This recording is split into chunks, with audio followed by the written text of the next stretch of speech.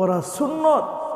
নবীজি নিজে দোয়া করেছেন, মালিকের কাছে রজব এবং শাবান মাসে বারাকার জন্য দোয়া চেয়েছেন এবং হায়াতকে যেন আল্লাহ তাআলা বৃদ্ধি করেন, রমজান পর্যন্ত হায়াত পৌঁছিয়ে দেন। এই দোয়া নবীজি নিজে দোয়া করেছেন। আল্লাহুম্মা বারিক লানা ফি রজব ওয়া শাবান ওয়া বাল্লিগনা রমাদান। আমরাও এই 2025কে শুরু করব এই দোয়ার মাধ্যমে।